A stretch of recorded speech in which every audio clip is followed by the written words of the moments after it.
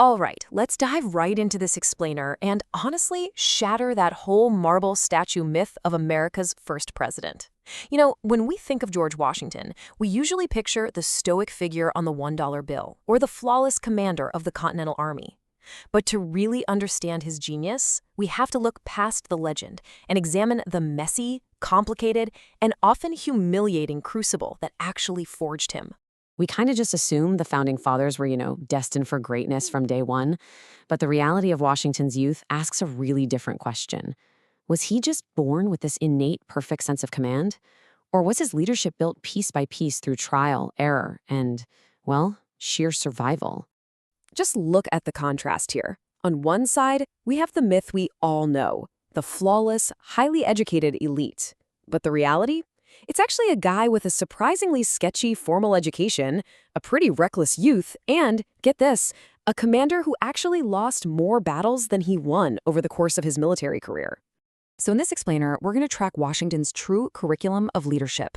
We'll cover his ambitious Virginia youth, his time as a teenage land surveyor, the lessons he learned from humiliating defeats, surviving the Braddock disaster, pivoting the family business, and finally, forging a revolutionary leader. All right, Section 1, an ambitious Virginia youth. So Washington was actually considered a commoner within the grand British social hierarchy. His father died when he was just 11, which meant he completely missed out on the elite classical education, the Latin and Greek that guys like Thomas Jefferson were getting.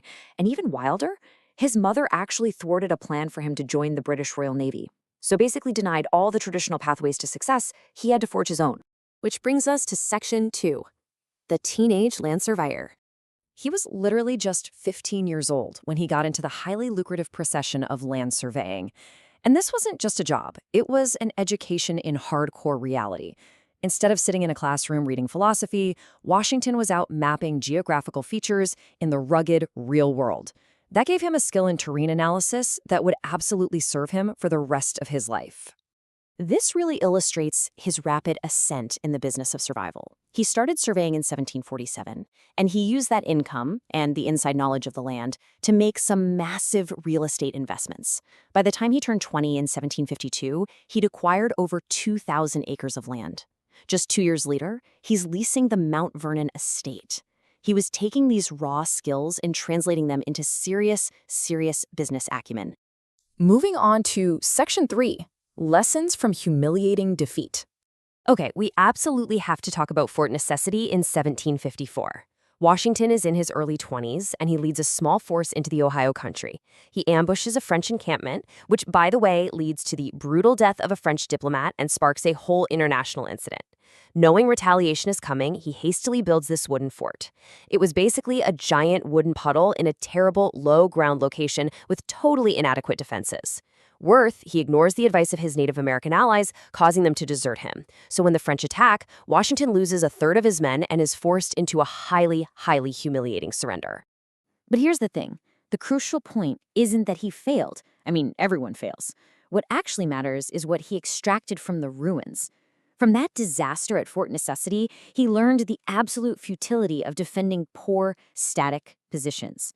And he witnessed firsthand the devastating effectiveness of the enemy's mobile, agile tactics. He was essentially paying for a masterclass in warfare with these devastating mistakes. Let's look at Section 4, surviving the Braddock disaster. So Washington specifically warned his commander to travel lightly through the wilderness, but General Braddock, who was just full of aristocratic disdain for colonial soldiers and local tactics, insisted on this glacial, heavily burdened advance. And the result? The British were completely surprised and just slaughtered by a ferocious, mobile defense of only 900 French and Native Americans. It was a horrific defeat, and General Braddock was mortally wounded. Yet, right in the middle of this total chaos, Washington bravely carried out orders to rally the troops. I mean, he exposed himself to massive danger. He literally had 2 horses shot out from underneath him.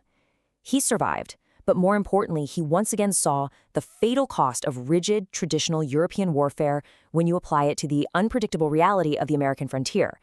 His reputation for intense physical resilience cemented right here. Which takes us to Section 5, pivoting the family business. For years, Washington operated like a traditional Virginia planter, heavily relying on growing tobacco. But he quickly realized this was a terrible economic trap. The crop was super dependent on weather conditions, international market prices were incredibly volatile, and the whole system basically kept him heavily indebted to his London agents. He was entirely at the mercy of forces he just couldn't control. Showing immense adaptability, he made a pretty radical choice for a planner of his status. He completely abandoned tobacco. He diversified his portfolio entirely into wheat, corn, and hemp. He even started a massive commercial fishing enterprise on the Potomac River. Basically, he became a massive international fish exporter. This business pivot really proves that Washington had incredible foresight and a highly pragmatic mind. By diversifying into dozens of new crops and upskilling his labor force into crafts like carpentry and bricklaying, he completely broke his dependency on British credit. He transformed his estate's operating model just to ensure its long-term survival against external economic volatility. And finally, Section 6, Forging a Revolutionary Leader. It all really comes together right here. Think about it.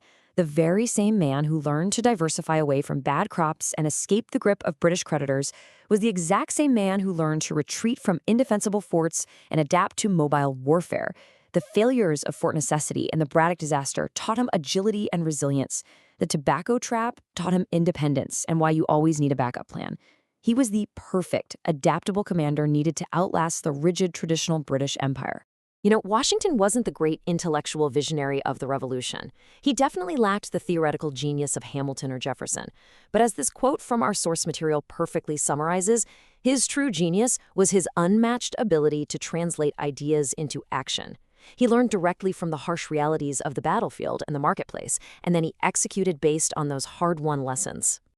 As we wrap up this explainer, I really want to leave you with this thought. We so often try to hide our missteps, right? Or pretend they didn't happen. But if the father of his country was forged almost entirely through catastrophic blunders, humiliating surrenders, and massive business pivots, how can your own missteps build your foundation? Really think about it. What failure are you currently experiencing that is actually just a mandatory course in your own curriculum of leadership? Thanks for exploring this with me today.